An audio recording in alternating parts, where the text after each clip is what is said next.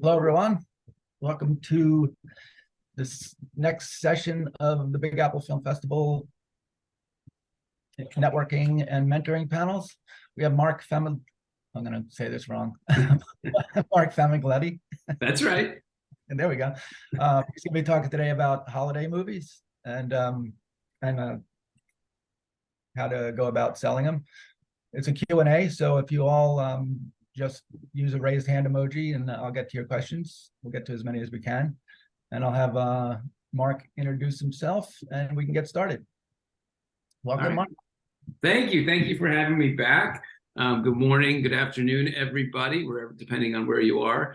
So when the Big Apple Film Festival reached out again about doing another panel, I had the good fortune of recently selling a holiday movie to Hallmark.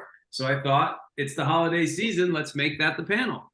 And the truth is that everybody on this Zoom has a great idea for a holiday movie. We know they need hundreds of them per year, so why not yours? And the question is, you absolutely can sell a holiday movie because of that yearly churn. The holiday movie landscape, as you, I'm sure, are well aware, has changed a little bit over the years. Places like Hallmark are taking bigger swings, more risks, higher concepts. Places like Lifetime this year, for the first time, had an intimate scene, which they would never have done before. And I acted in Lifetime movies as the male lead a decade ago. That would have definitely not happened then.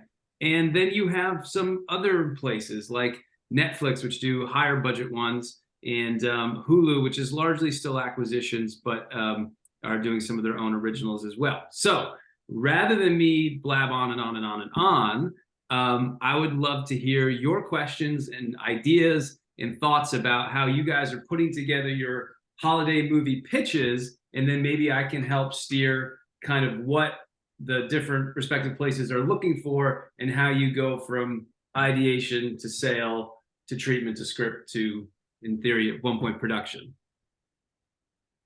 Well, I want to ask a question about how, Sure. Since there's so many holiday movies, Yes. what makes one unique enough?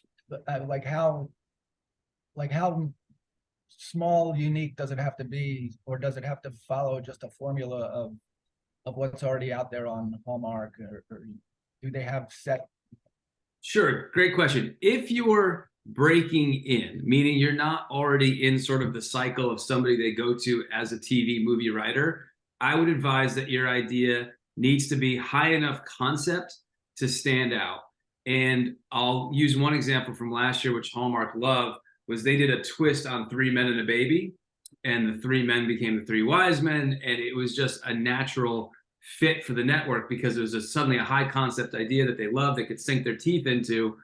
I would say that's the type of idea as an emerging writer you're trying to go for to cut through the noise versus, the main character is returning home and she's going to open a cookie shop and fall in love with the high school sweetheart. We know that's been done to death, and that's not really going to get attention from the executives, in my opinion, if it's sort of run of the mill. Okay, and then so are there formulas that have to go in these Christmas scripts or holiday scripts that need to be hit on each, when you do get past when somebody does have interest and they want to read your script? Sure. So the nice thing about TV movie holiday scripts is that typically you don't have to have a script. And in some ways, you may be doing yourself a disservice by having a full script, because then you're going to potentially demonstrate what they don't want versus what they do want. So most of the places that I've had experience with prefer a 1 to 2 page pitch. And so I would say put your effort into that. And so between 500 and 1,000 words, and focusing on 3 to 5 characters, maybe 6 characters max, depending on the story, obviously. If you can illustrate your idea in a log line, which we all know, and then a broader story over the balance of a page or two, that's really all you need, because executives aren't going to have, Hallmark alone made 40 holiday movies this year. That's 40 scripts they're developing actively. They don't really have time in terms of pitches to read specs, in my opinion. And then how do we get pitch meetings or our 1 page, 2 pages in front of people? Sure. I mean, this part of the business is like every other part of the business. It comes down to representation, personal networking, and perseverance. My particular path with Hallmark came because I was an actor in a TV movie 20 some odd years ago. And 15 years into that journey, I reached out to the producer and said, hey, I've sold some ideas as a writer that have not been made features, but I have these TV movie concepts. And I presented this idea, and this producer liked it. He sent it to Hallmark, and they said, oh, we just made that movie, which goes to the point that we've all seen versions of these movies. But they liked the writing, and they invited me to send something else. That is ultimately what was sold. And so that started my relationship. So in that particular version, I went to a producer who I knew is actively producing for the network and got in that way. And then once you're in, you can naturally develop your own relationships with executives. And obviously by hopefully doing good work and being a pleasure to work with and having innovative ideas, you can sort of demonstrate your value that way to hopefully sell more ideas. Great. Alan, you have a question? Thank you, Andy. Mark, my co-producer and I, also on the call, want to produce our own holiday movie. Okay. No budget, 1 location, Mm-hmm. 1 camera shot, 90 Oh. minutes, 2 families in a Chinese restaurant, 1 Jewish, the 1 Chinese running the place, and the 2 kids of each family develop a relationship during those 90 minutes, Fun. among other subplots. Yeah. But we want to do it ourselves. We have a place. We just need the money. So how could we get someone like Lifetime or Netflix or any of these streamers to, how would you go about distributing or approaching those places once it's in the can? Sure. Well, there's two different questions. So one thing a lot of people may not realize is many of the movies you're seeing on these networks are not actually made by the networks. They're made by these other companies and then licensed to the networks. So places like Cartel, Mar Vista, Front Street in Canada. So while you may be dealing with the network to a degree, the other company is sort of making it. And sometimes there's already a deal in place where company A will sell it directly to Hallmark, for example. Other times, kind of what you're speaking to, a project is made and then it's trying to find a home. So specific to yours, it sounds like an acquisitions play. And so it would be about raising the money independently, which I'm sure you know, obviously. And then once you have your finished product, getting a representative to sell it to be, Netflix. Sales representative? Sales representative, right, Yeah. to their respective acquisitions departments. So that's a little different than Biltmore Christmas was a big movie for Hallmark this year. It did very well. That was a big, splashy, internally developed movie, right? The title's slipping me. There is a Royal movie that was made as an acquisition. Anyway, the point is there's sort of 2 different roads. Either you're an in-house movie or an acquisition movie. Yours sounds like an acquisition movie, which is great because they can't make 40 in-house movies. They're going to have to find others to acquire. Okay. So I'm having a follow-up, except Go ahead, you can follow. I'll ask a question later. Okay. Thank you very much. Of course, yeah, thank you. I was wondering also, when you're pitching, do you have budget in mind? Do you need to keep your budget low if there are people going to be, making these movies? I mean, it sounds like Alan's, could be a lower budget film since it's done. So is that like a positive? It's a great question. You don't want to swing for the fences so big that you're trying to make Narnia as a Christmas movie, right? I say the movies have to be achievable, and the one you described a minute ago, it certainly does sound that way. one has to recognize that most of these movies are made in maximum 15 shooting days. They have a 9-act structure. They have a very long act one. And then if you notice, the commercial breaks kind of come every 10 minutes until we get to the end of the movie. There's a lot of walking and talking. There's a lot of events. When you're crafting your idea, if you're going to go to kind of the mainstream of the business, and I'm not talking like Santa Claus or something really huge, make your pitch achievable. Now, that's not to mean that you can't have really fun, high concept ideas. If any of you watch Biltmore Christmas, it actually is essentially Back to the Future in a hotel. And as we all know, speaking in film language, you can quite easily do things with practical props. In this particular instance, an hourglass represented time travel. And we just knew every time it was flipped over, we were suddenly going back or forward in time. So you can have wonderful high concepts, but just make them achievable in a 15-day shooting schedule. Okay. All right, Andrew, you found the you found the emoji. You got to unmute yourself though. Can you unmute? You need to unmute yourself. There's a little microphone at the bottom of your There you screen. go. Okay, you can hear me now? Yep. Okay. Hi, Mark. Thanks for doing this.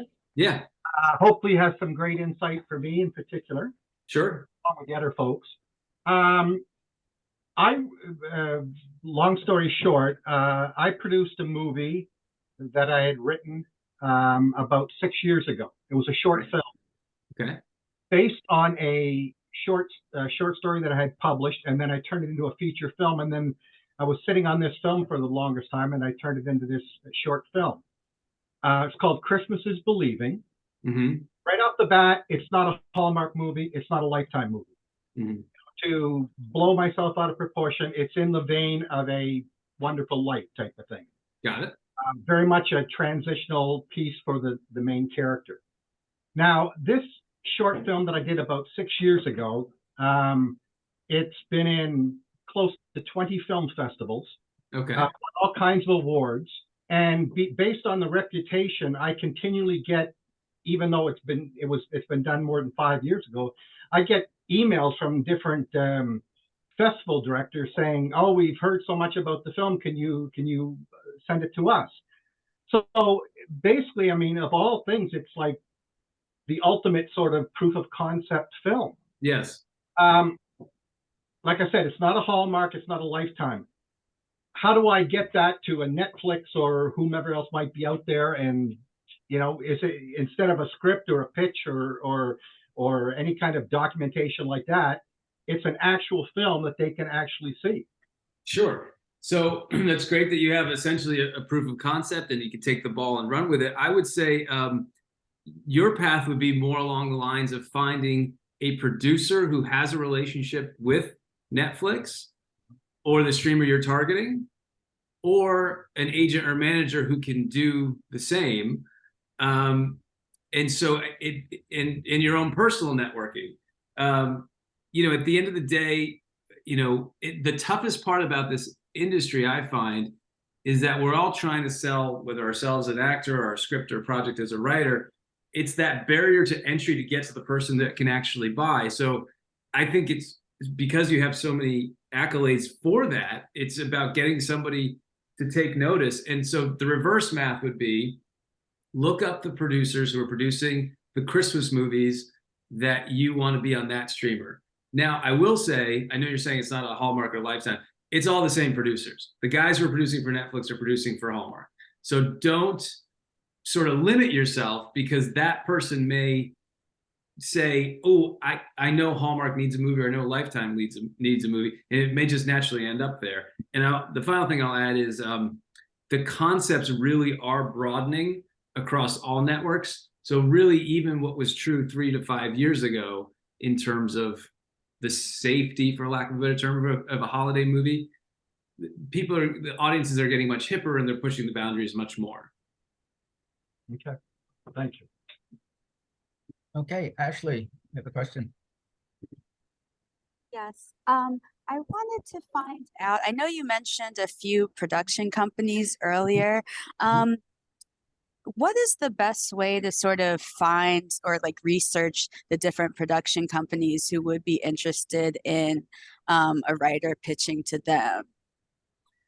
Sure, it's kind of jumping off what I mentioned a moment ago, and it's just doing some IMDb homework. And so Mar Vista is one, they're pretty big. Cartel is another, they're pretty big. Reel One is another. They make 100 movies of all scopes a year. So it's just really about going to IMDb and seeing which companies are behind the movies that you like or like your pitch that you want to present. And that's why I'm saying a lot of times, because these movies are acquisitions, it's almost easier to knock on the door of, say, a Mar Vista or a Reel One or a Cartel and get a response versus a much larger network. There's sort of less layers to get through in many regards. Okay, great. That's really helpful. Thank you. Sure. I have one follow-up question. I had I don't know if it's the right term, but I sold an acquisition to Crackle recently, and Great. I wanted to find out if it's the case where I should reach out to the people that work there to see if they could connect me with Lifetime or Hallmark, or is that sort of inappropriate? Should I be Is Crackle still owned by Sony, or did they spin off? Yes, or no, I think they're owned by Chicken Soup for the Soul. It doesn't hurt to say, yeah, it never hurts to ask, because this business is all relationships. So, and maybe they're looking, was this thing you sold a holiday movie, or is it a different type of project? No, it was like a dramatic thriller. Okay, but that's great. No, that's, you know what? I'm I'm going through the same thing at Hallmark, ironically. Yes, what I sold is just a Christmas movie, but I have a pitch that I'm trying to figure out where it is, because it's been there a while. And there's always restructuring, right? And so I need to mention to my exec, hey, can you connect me to the other department? So I think it's totally fine to say, is there another department you could connect me to for holiday films here, or some producers you work with, are looking for holiday movies? Okay, thank you so much. Yeah. Okay, Elizabeth, you got a question? Hi, Hi. I'm Liz. My writing partner, it's a question about like viability and like audience openness to a Sure. non-traditional Christmas thing. Yeah. So we just finished a script. It is about it has some of those classic, it's not a Hallmark thing, but it has some of those classic Hallmark things. She's a failing party motivator, goes home for her mother's medically assisted death, and her mom wants to die at Christmas, although it's July. So it's like a countdown of like 5 days to Christmas, 4 days to Christmas. It has like all the kind of Christmas tropes, but it's like in Vermont in the middle of July. And it's more like a slice of life, or a romantic dramedy kind of, and Christmas in July. So is it like too out there? No. Christmas, again, I'm not saying this is right for Hallmark. Christmas in July is a stunt that Hallmark does. So and Christmas in the summer is, as we see these Christmas movies, and we all want fuzzy sweaters and warm cocoa and gingerbread cookies, the truth is they try to expand, the genre. So making a summer Christmas movie is not something that's out of bounds. I have one that I've unsuccessfully pitched myself, that's just a Christmas in July stunt. So I think, those wonderful elements that you're talking about, while slightly more serious perhaps than Hallmark, I think are sort of refreshing, and it sounds like a wonderful story.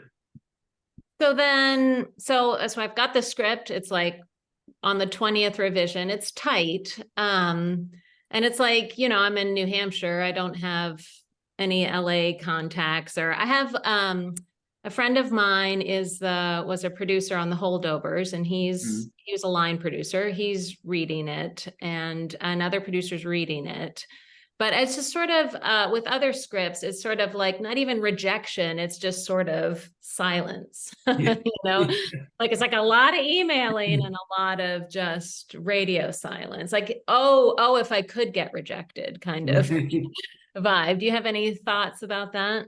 I had my first audition in quite a while because the SAG strike ended yesterday. And I sent the tape and I said, oh, I just can't wait to be rejected on this because it's been so long. Yeah, yeah.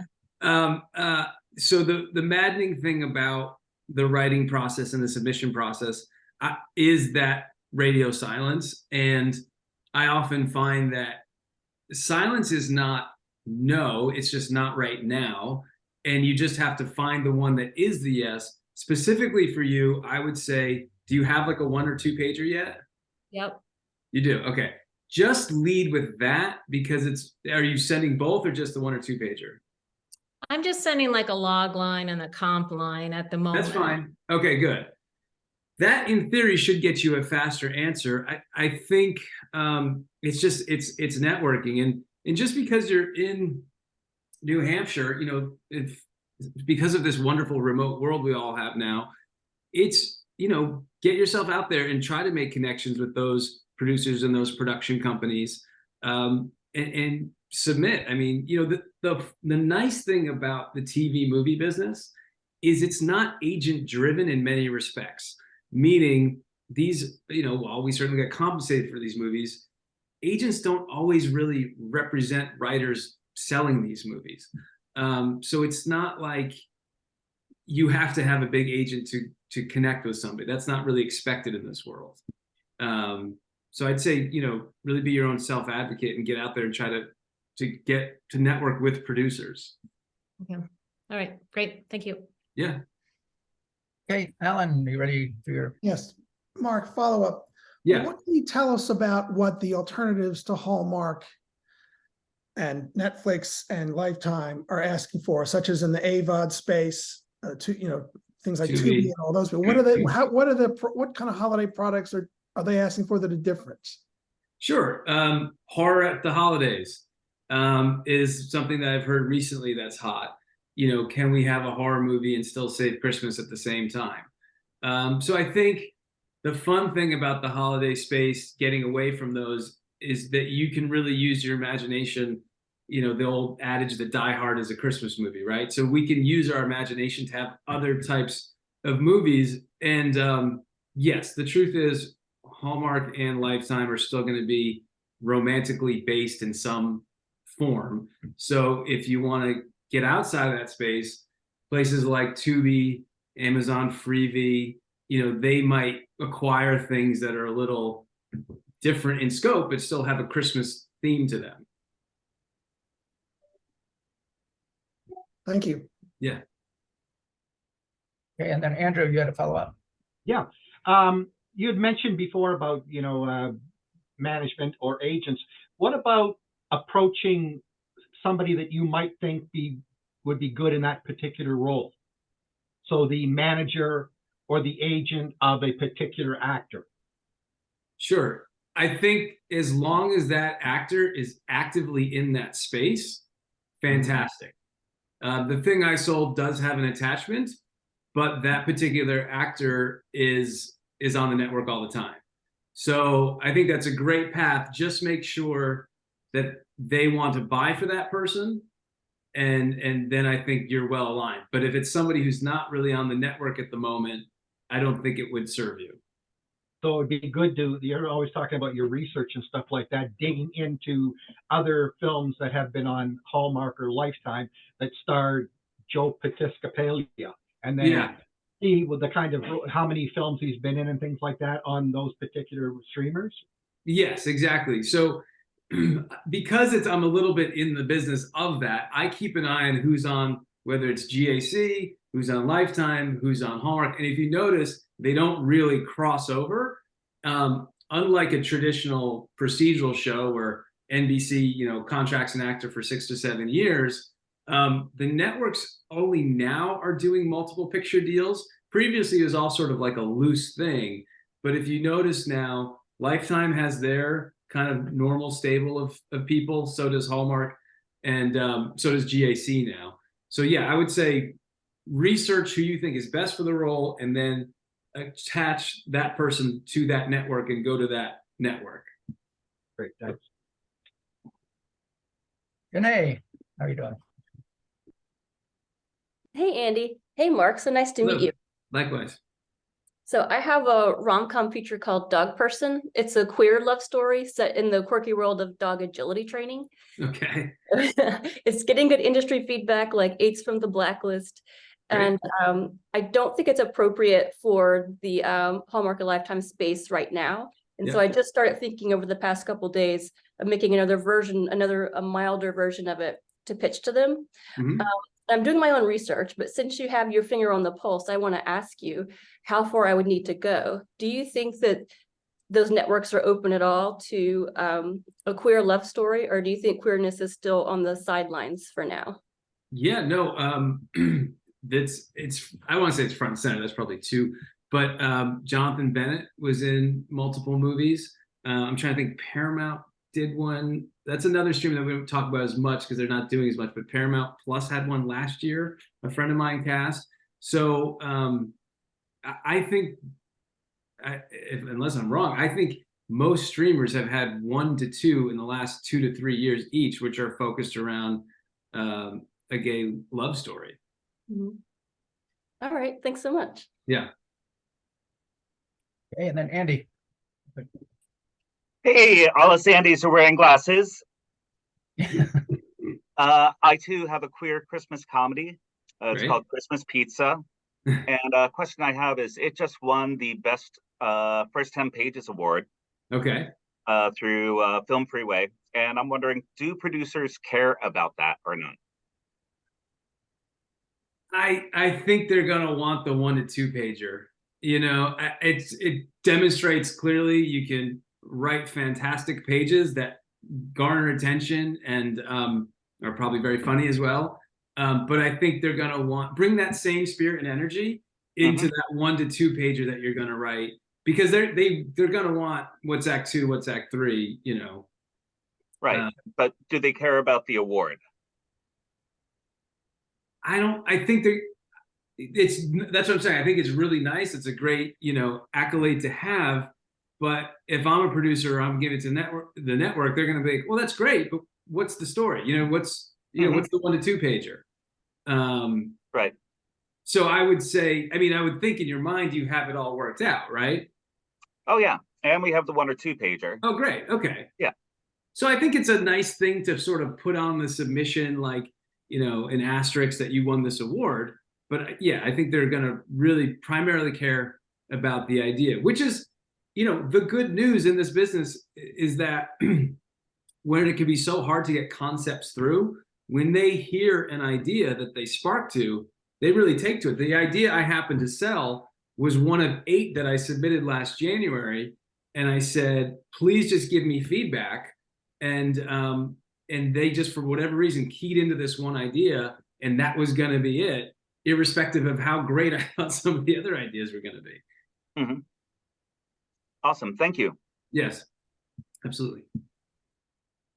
Okay, and then so we talk about holiday being mostly Christmas, but is there like space for Hanukkah movies? Oh yeah, yeah. I mean, if you look, most of the networks are programming multiple holidays. My friend of one even did one for what's the Indian?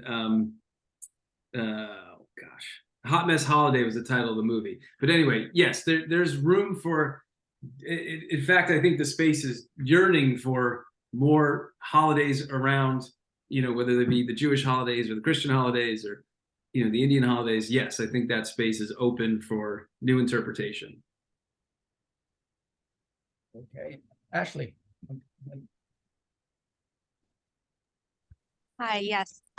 So you just mentioned that the idea you sold was 1 out of 8 that you pitched. So I guess I'd just like to understand a little bit more about that process. Is it you're giving them all 8 ideas at once? Is it like, here's one and then, oh, you're not interested, here's another one?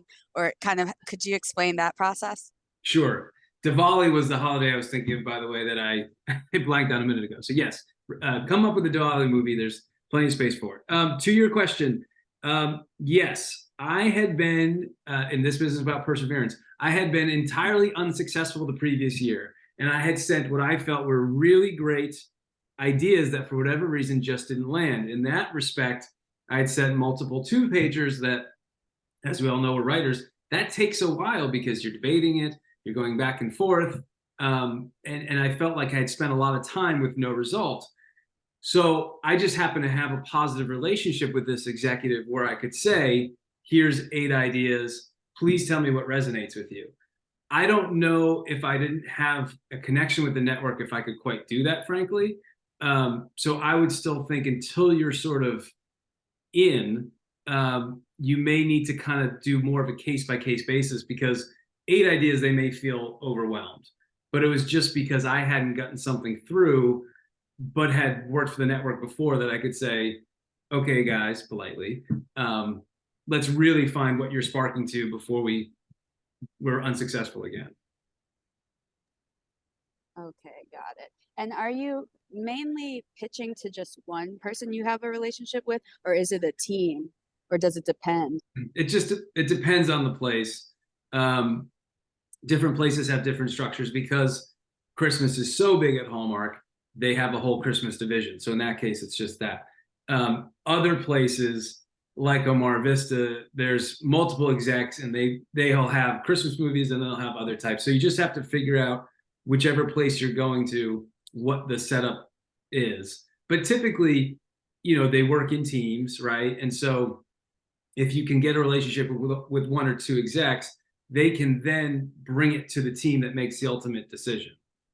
So don't worry about having to get 10 relationships someplace. Just get 1 or 2, and then, get your idea in that way. Okay, that makes sense. Thank you. Sure. And then there's a question in the chat box about the length of these films. Sure. Let me see if I can open it. Oh, check it. Okay. I think it's Maybe is it the length of the film? Oh, runtime. Got it. maybe Yeah, they've shrunk over the years. They're about 84 to 86 minutes. What's funny is they still want the scripts at like 105, but that's a little long, as we all know, a minute a page, right? So it is always a balance. But yeah, the ideal running time is usually 84, 86 minutes. And you'll see that if you watch the movies without commercials, if you stream it later, you'll say, oh, it's a 2-hour movie, but it's 84 minutes, Okay, and then I know you'd say 1 pages or 1 or 2 pages. Do you recommend doing pitch decks with visuals and things like that? It's funny. It doesn't hurt. I mean, if you're passionate about an idea or you're demonstrating something that somebody might not know, it doesn't hurt. I don't think it's influenced, and I've done both. I don't think it's influenced something one way or the other in my experience, because the creative process is so long to get to the script. It's a very slow and measured process, that there's time for that education along the way. But if it's something that's way out that people may not know, then perhaps yes. And then, I know a lot of this is like just pitching ideas, but is it a good idea to enter contests with your holiday scripts? Are these places that people look for holiday films to make? Or I think kind of what we're jumping off a moment ago, the accolade, it never hurts to say, hey, this idea, this script, this treatment did X, Y, or Z. That said, when the executive is looking at their slate, they're also looking at what they need.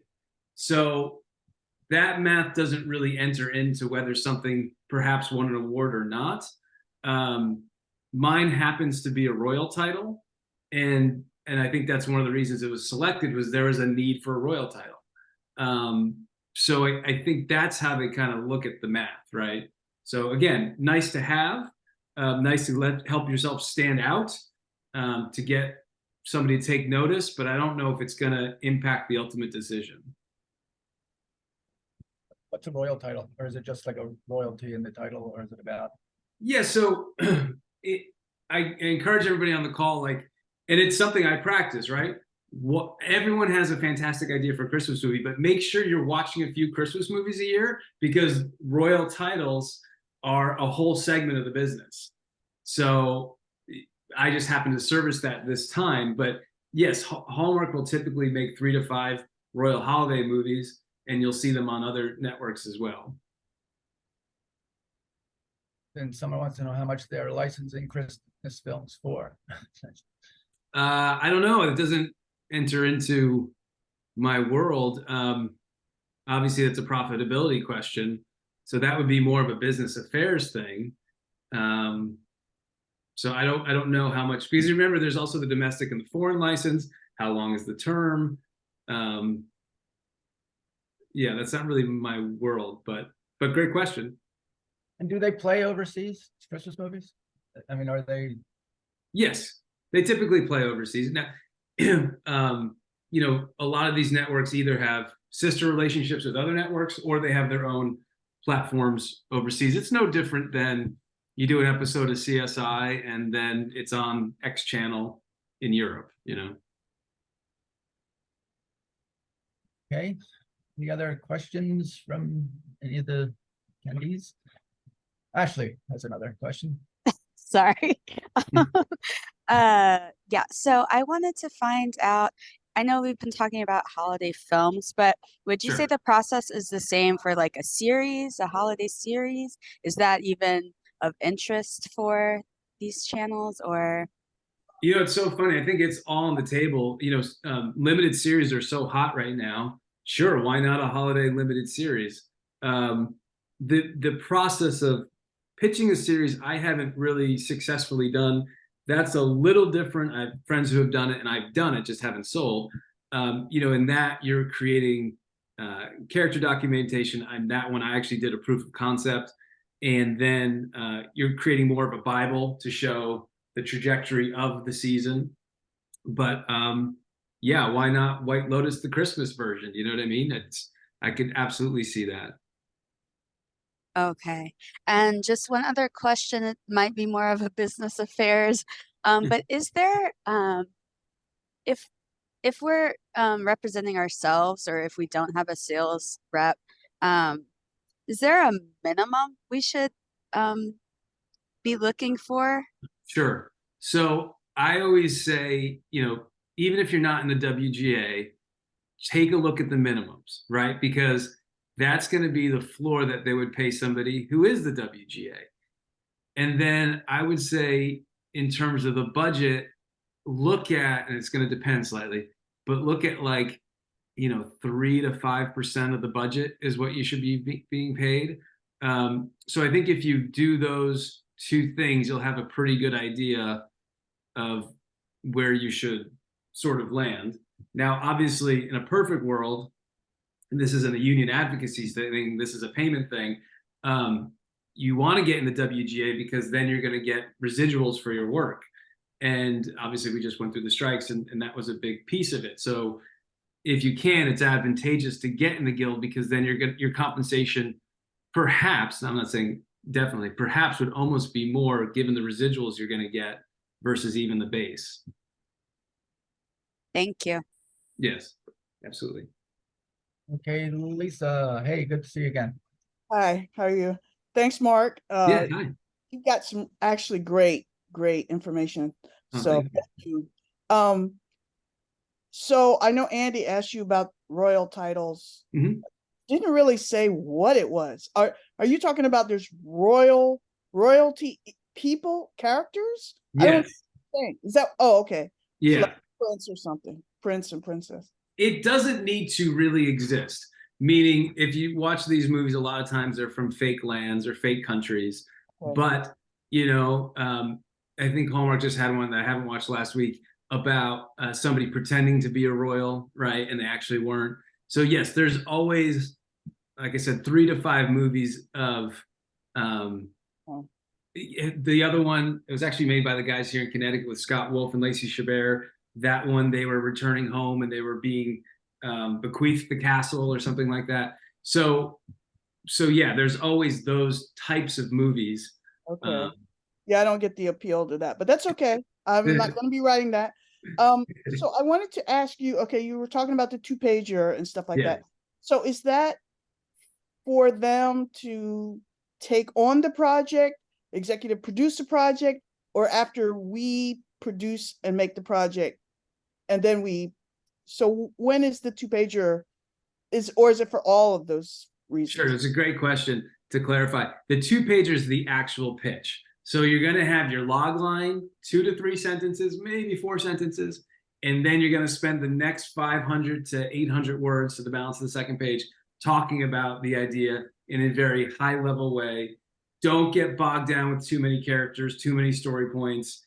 It's completely okay to have a larger setup and say things like, along the way, X character does this, she does that, she does that. But trouble arises when ... So you're just going through the broad brushstrokes of the story so that they understand it. Yeah, no, I get that, but is that Okay. for them to decide if they want to produce the movie or finance the movie, or Yes. Yeah. That's the pitch. And if they say we're putting it in development, that then goes into development. Different places work different ways. Hallmark has a treatment first, so then you move to the treatment phase, and then you're really getting into the weeds over 12 pages about what each act is, and then you're going to go to script. So that 2-pager, that's what they're actually buying to Okay. start the process. Oh, so it's like really early in the process. It's not okay. So I know, every year, like Eddie Murphy's got a Christmas movie out now. Yeah. So of course, maybe nobody's giving him really good pitches or Right. projects to do, or else it's just because, holiday movies are always a big seller. Yeah. But so I'm wondering how we can approach to attach some name talent. It doesn't have to be as A-list as, Eddie Murphy, but name talent that people might recognize. Is there a way to get them attached without offering them money up front? Like we can pay you, or how much should we offer them? I mean, we don't even know how much they get paid to Sure. work like 2 weeks, Right. and Don't worry about the size and scope of the offer. It is completely acceptable to go to a talent rep and say, I have this idea. I think your client would be great. Will they look at this idea? And if so, we can attach them and then go to the network with it. But it jumps back to what I said before. Just make sure that that talent is value added for that channel or that streamer. Because the last thing you want to do is attach someone and then the sale almost doesn't happen, because even if they're a fantastic actor, it may just not move the needle for their metrics. I always just say, make sure it's value added. okay, all right. And business affairs will sort out the payment down the line. And kind of to your point, whatever the budget is will sort out the payment, So do they, for example, I guess writers often can ask for like 2 or 3% of the production budget. Is there something like that that's comparable to actors? I think it depends on the actor. There's obviously floors for minimums, but if you're attaching talent, they're going to be above that. And, they may negotiate a publicity fee, a social media fee. So I just think it's really case specific. It's going to work so that level of actor helps the movie occur, but also doesn't get in the way of production and hampered so much that you can't make a quality movie. So it's kind of a balance. So like 4% is the minimum, right? Is that what you're saying? Is that what you said? Oh, no, I wouldn't say 4%. It just really depends on the talent. Right. You know what Okay. I mean? All right. Thank you. Thank you so Yeah, much. of course. Thanks, Andy. Yes, you have a question. Yes, Mark. Thank you, by the way. Yeah. My question is 2 questions. Okay. What are your thoughts that if you find an executive or producer of a project and you mail them a letter in, Mhm. I think they take kindly to that? And secondly, what's your thoughts of if it's a children-based holiday film? Because I know children can only work a certain amount of hours, and sometimes they need a look. It may go beyond that 15 days. Yeah. Yeah. I mean, I would say contact the producer I think mailing a letter, while maybe sort of refreshing in terms of something that's tactile that they get to read, I would still say like an email, an exploratory email is perfectly acceptable. And that way, you know, it's been delivered and you can have a faster back and forth. In terms of children, it's a great question because holiday movies in many respects are for children. Yes, they can only work so many hours. In fact, I was watching The Sandlot with my son last night and I was thinking about that. So typically that's the reason you see kids in movies, obviously, but they're not usually the focus, because if they can only work 6 or 7 hours a day on a 2 to 3 week schedule, it's really kind of a drain to make them, you know, the most prominent. So most of these ideas live with people 20, 30, 40, 50, and 60. So I would say avoid children if you want the best shot at getting a sale. Thank you. Sure, sure. And I read about a month ago in the New York Times, there was an article about Elf and Love Actually being like the last classic Christmas movies that we may ever get. Mm-hmm. Is this because so many are coming out on Hallmark, or is it that people aren't producing Christmas movies that are going to target being released in theaters? It's a great question. I don't know if I have an answer for it. I mean, we talked about the Eddie Murphy movie a moment ago. I mean, back, you know, if this was 7 years ago, that would be in a theater, right? And it may become a classic, but we kind of have this romantic sense of what Christmas movies were back then. So yeah, I don't know if something's going to quite land the way, you know, it's interesting. Like Noel Diaries was a hit for Netflix a couple years ago with Justin Hartley. But yes, to your point, it's not going to have that timeless classic appeal as good as it is. Yeah, I don't know. Janae. Hey, me again. Nuts and bolts question that will show just how green I am. But let's say that I modify my doggy rom-com. Yes. Have a chance to present it directly to a network, and they're Okay. not going for it, but I have 2 backup log lines. Sure. And they want one of those. Okay, so now if a project that's not written is commissioned, how does that work? Is it like selling a book where you get an advance to Mhm. work on it, and then you get the rest of the payment on delivery or when production starts, or how does it work? Sure. So one of the things that Writers Guild is big on is commencement. We don't write until we get paid. And even if you're not in the guild, most deals are set up so, you know, that's a fantastic. We're buying your log line, we're putting it in development, and then you'll most likely go to a treatment and then the script after that. But yes, typically you're going to get half of your fee up front for commencement, and then half of your fee when you deliver. Amazing, thank you. Yeah. Okay, and then I guess in the chat box, somebody to know what kind of ballpark budget window has Hallmark and Lifetime bought projects for in the past? Yeah, that's a great question. So there are bigger swings, and I don't know exactly, so please don't quote me exactly, but I just know historically from being in the space, there are some Hallmark Hall of Fame productions that I know that are more in the neighborhood of like $5 million, and they may have sort of more expensive talent, let's say, and the production budgets are a little bigger. And then a lot of them are more in the 1.5 to 2 million space. And that slides a little bit because a lot of those are in Canada. So there's a big rebate, there's the exchange on the dollar. So, you know, I think you're talking in the 1.5 to 2 space for most of these projects. Doesn't mean some aren't less. But I'd say that's the bulk of them. You know, and you said the most of them need to be shot basically in 2 weeks, 2 to 3 weeks max. So I would guess that would also be affected with the type of, you know, you don't want to have 20 locations. Yes. Like that would make that almost impossible to do. Correct. Yeah.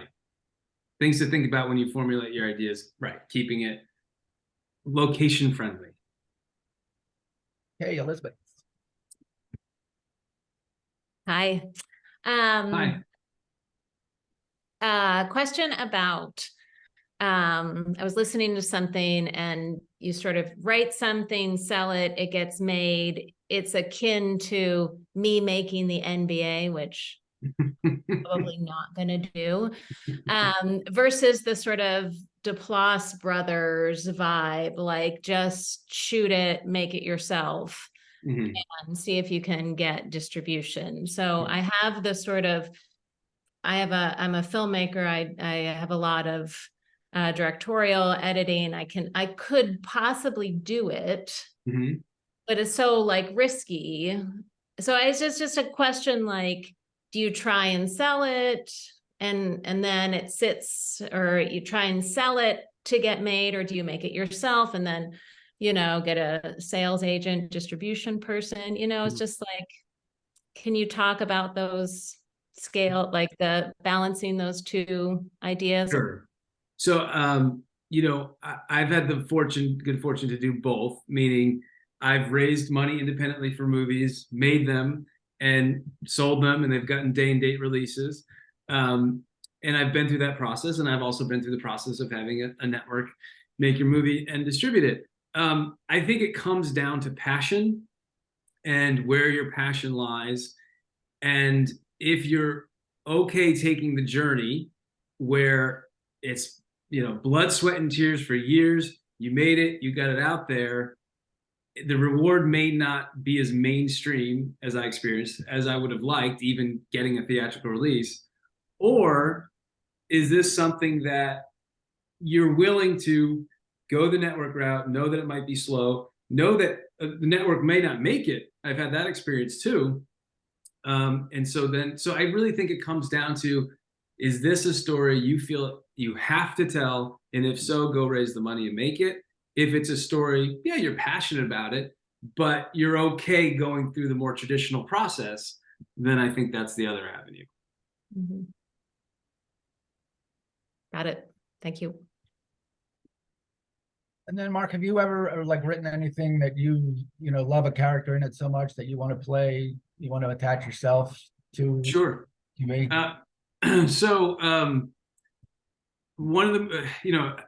One of the movies I was able to get made was called Divorce Party, and that came out in 2019. And I of course wanted to play the lead, but I was also very cognizant the way it sort of works, in that if you're on a TV show like right now as a main character, yeah, you can probably do that. At that point in my career, I was guest starring everywhere, which was very nice. But for the investors, they wanted the hot up and coming person at CAA, and that's just, how we had to do it. So, and Tom did a very nice job with the role. So I think, again, it's a question of, was I going to stand in the way of not having that movie made? I ended up playing a side character to really fight for it. For me, no, because I wanted the movie made, because I was more excited about telling the bigger story, whether it was going to be me or Tom, Okay, we have just a few more minutes left. I think the question about the ballpark budget figure was more for writers, like how much the writer can expect to make in a sale to a Hallmark Lifetime. Sure. So again, this goes back to, those are WGA signatories. So I would say go to, pull up the WGA minimum list, and that's going to be, kind of what you expect. I'm not saying anything that's not published. I think a treatment is 26 and a script is about 40, but then there's multiple steps and add-ons depending how many revisions there are on these sorts of things. But also please remember that there's the residual formula, and that's what I was speaking to before. And so they're going to be different depending on, this is what the strike was about. It's going to be different depending on what platform you're on. But that will give you an idea of, what to expect. Okay. So, and it seems like, this is a genre that will constantly be, people, a good way to break in a way. It sounds like from what you're saying is, you have a couple of really good ideas, and that's something that can get people's attention. So yeah, I mean, it's an interesting genre, and it seems like a good way to break in. 'Cause once you get that, done, it's you can step up and do other things. I think so, because I think also, as much as feel very fortunate to be writing the space and I love it, we also know that many people are passionate about telling other types of stories. So you're not going to have Ryan Murphy come in here and suddenly want to write a Christmas movie. You know what I mean? You're not going to be competing with the sort of behemoths who, you know what I mean? So it is I don't want to say a subset of the business, but a different segment of the business that, yes, to your point, you can break in and have some success and then decide whether you stay in the space or pivot elsewhere. And do you feel that there's a link between faith-based and holiday movies? Is there like a combination of the two genres? Oh, interesting. Faith-based holiday movies? Yeah. Yeah, you're going to see that. Great American Channel was started by the gentleman who essentially left Hallmark and went and started that. That has faith with a lowercase f, meaning it's in the stories, but it's not super prominent in many instances. The Sony division is, and the name of it is a firm. There's a Sony division dedicated to faith-based. So yes, I think there is space for those type of movies to kind of cross over. The mainstream ones kind of keep faith as, I don't know, it's like it exists, but it's not as prominent, let's say. But places like GAC do introduce it in a more prominent way. Okay. Well, thank you, everyone. Thank you, Mark, for this Yeah. hour. It's been enlightening, and thank you all for your questions. And we'll see you later. Thank you. Thanks, everybody. Have a great day. Thank you very much, Mark. Yeah, absolutely. Thank you. Bye all.